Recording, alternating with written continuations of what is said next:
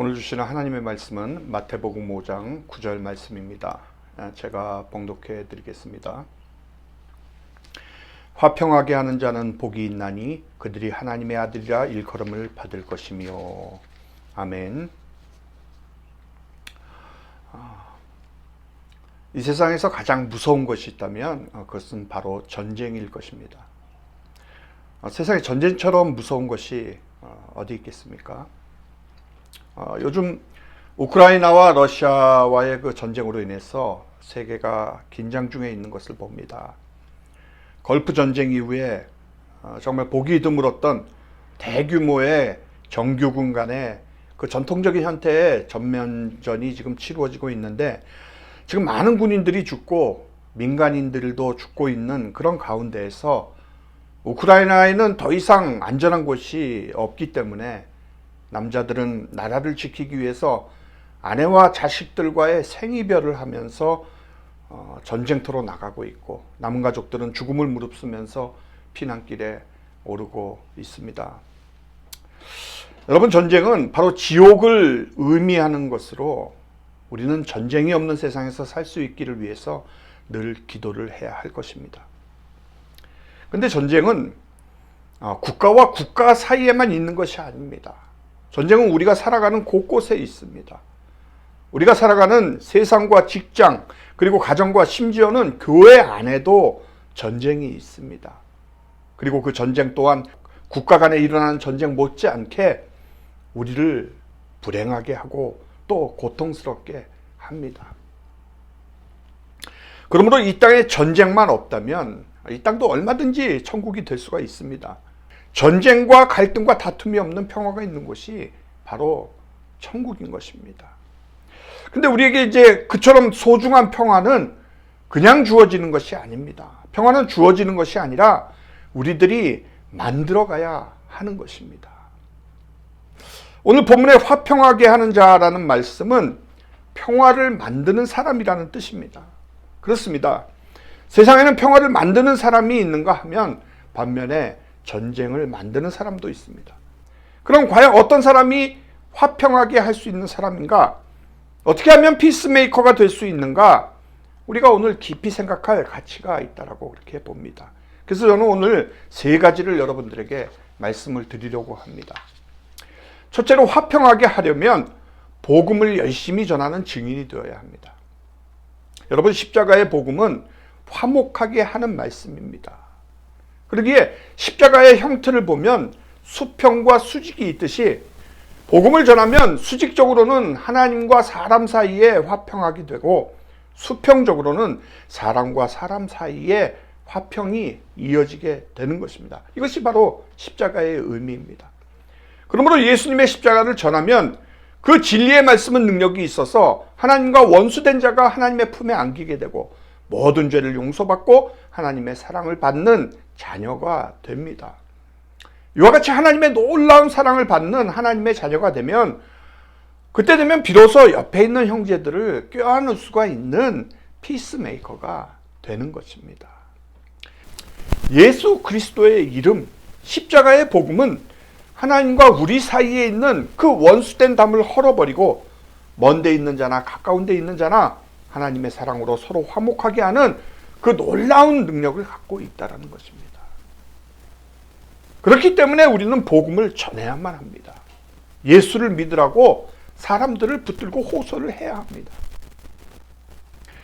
예수 믿고 하나님 앞에 죄 용서받고 하나님의 사랑을 체험하면 원수라도 사랑하는 그런 사람이 되기 때문에 그렇습니다. 그러므로 복음을 전할 때 우리는 피스메이커가 되는 것입니다. 우리가 담대하게 복음을 전할 때 세상 사람들은 우리를 보고 하나님의 아들을 닮았다라고 이렇게 말을 할 것입니다. 두 번째로, 화평하게 하려면 서로 용서해야 합니다. 여러분, 한번 금이 간 사이는 피차 용서하지를 않고는 회복되기가 정말 어렵습니다. 물론 잘못한 쪽이 먼저 와서 용서를 빌어야 되겠지요. 그러나 일반적으로 자기가 잘못했다고 하는 사람이 많지가 않습니다.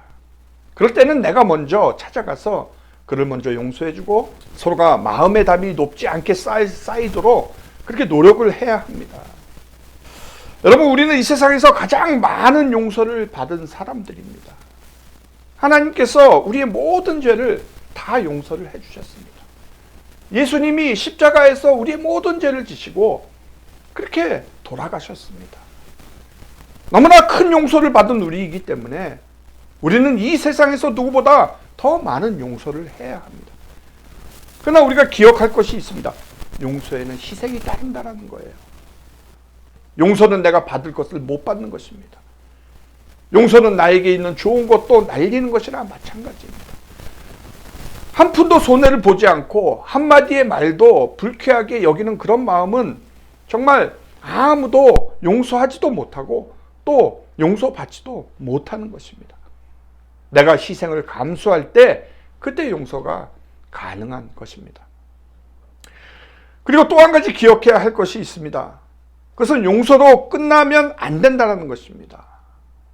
용서는 담을 허무는 것과 같습니다.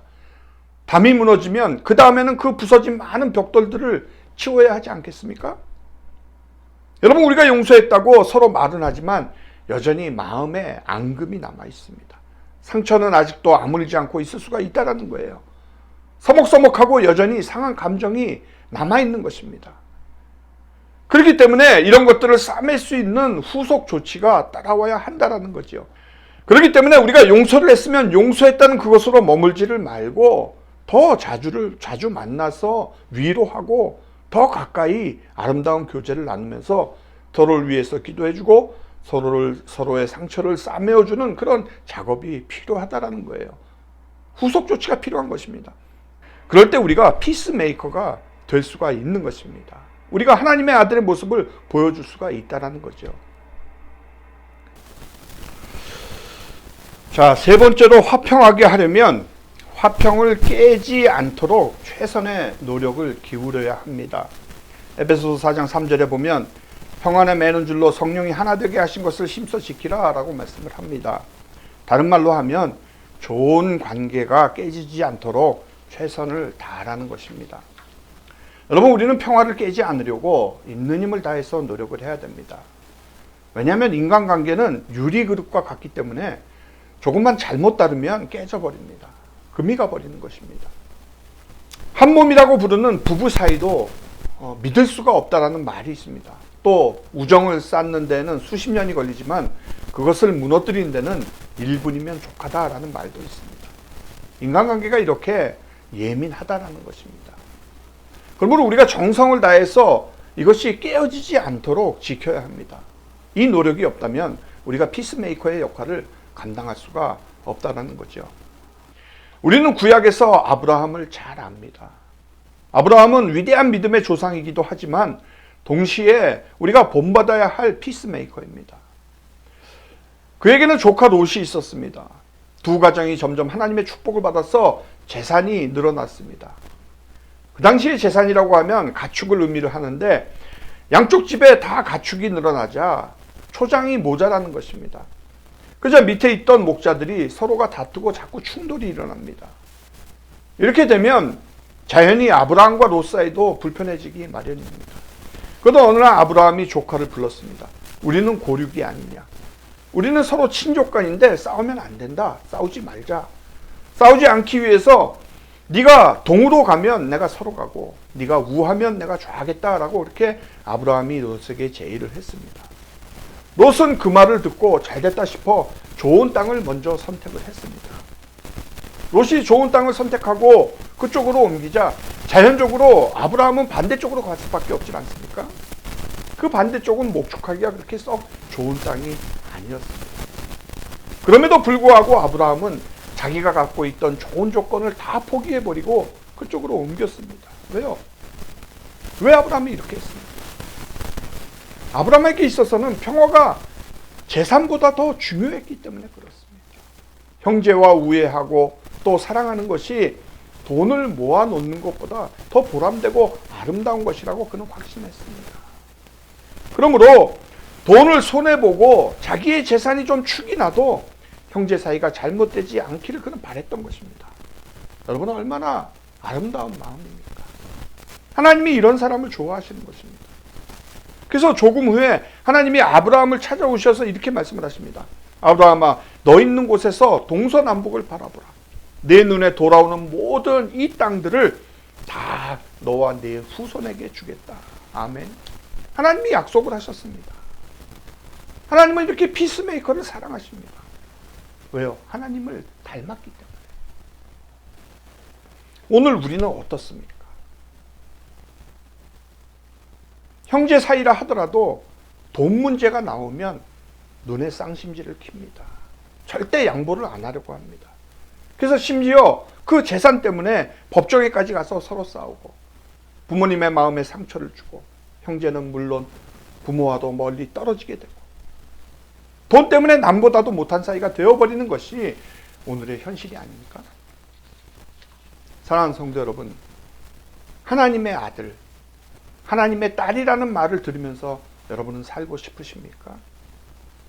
피스메이커가 되시기 바랍니다. 분쟁이 있는 곳에 평화를 심는 하나님의 자녀가 되시기 바라요. 그러기 위해서는 복음을 전해야 합니다. 서로 용서해야 합니다.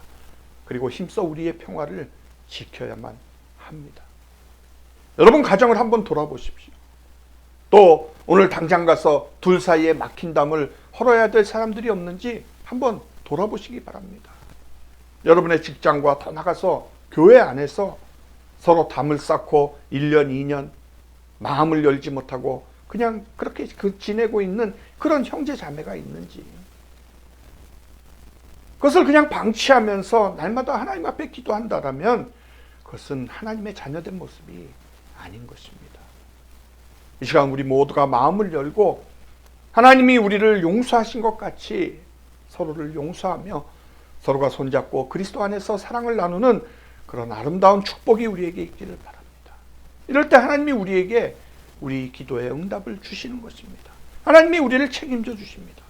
하나님이 우리를 사랑해 주십니다. 우리 모두가 하나님의 아름다운 피스메이커가 되어야 합니다.